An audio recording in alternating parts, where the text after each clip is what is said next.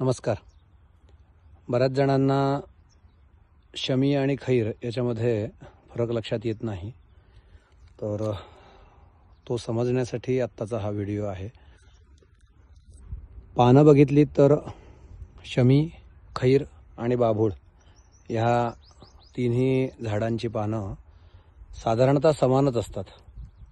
अगदीच बारीक त्याच्यात काही फरक असेल तर तो फार सूक्ष्म निरीक्षणातून हे करायला पाहिजे, परंतु ही अशीच पानं असतात. आता त्याच्यात मुख्य फरक काय असतात ते आपण समजून घेऊया. शमीचं जे झाड आहे त्याची साल जी आहे ती पांढरट असते अशी, आणि काटा जो आहे तो त्याच रंगाचा असतो आणि सरळ असतो असा. याहीपेक्षा बारीक काटा असतो, हा थोडा मोठा काटा आहे.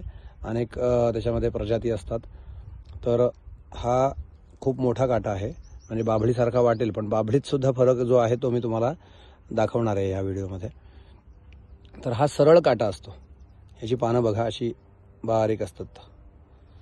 आणि दुसरा जो हे आहे वृक्ष आहे तो हा खैर आहे. आता खैराचे काटे बघा हुक असल्यासारखे असतात. आता तुम्हाला इथे लक्षात येते हे हुक आहेत, हे बघा हुकासारखे जे काटे असतात. पानं सेम असतात, पानामध्ये काही फरक नाही, पानं समान असतात, परंतु काटा जो असतो त्याच्यावरून आपल्याला त्या झाडाची ओळख वैशिष्ट्य लक्षात येतं. आता हे झाड इथे आहे आणि जे आपण ह्याचं आणलंय खैर, तर हे झाड जे आहे ते खैराचं झाड आहे. आता तुम्हाला बाभळीचा काटा जो असतो त्याच्यामध्ये जो फरक असतो तो सांगतो. आता लक्षात घेऊया आपण बाभळीतला फरक. पानं बघा, पानं सारखीच आहेत, समान आहेत, पण ह्या झाडाची साल बघा ही लालसर काळपट आहे, आणि ह्याचा काटा बघा, हा काटा जो आहे हा एकदम पांढरा शुभ्र आहे.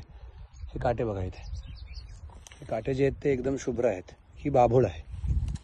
आपल्याला जो डिंक मिळतो, जो लाल रंगाचा डिंक असतो तो ह्या झाडापासून मिळतो, गोडसर असतो तो. आणि हा ह्याच्यातला बेसिक फरक आहे.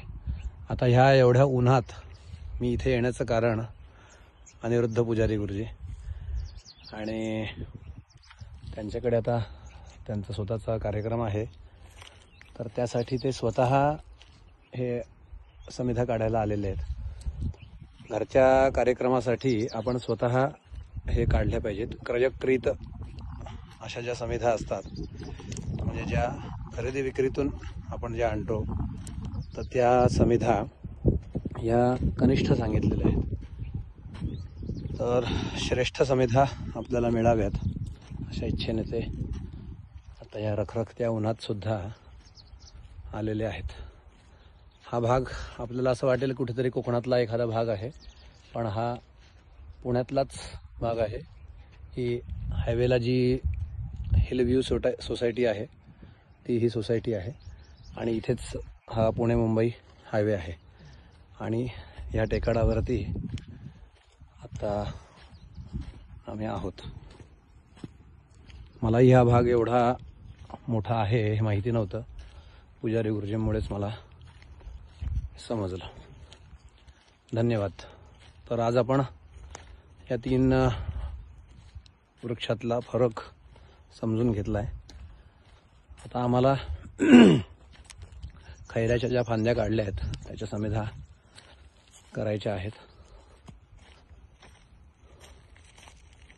या समिधा आता इथे आम्ही बसून करणार आहोत.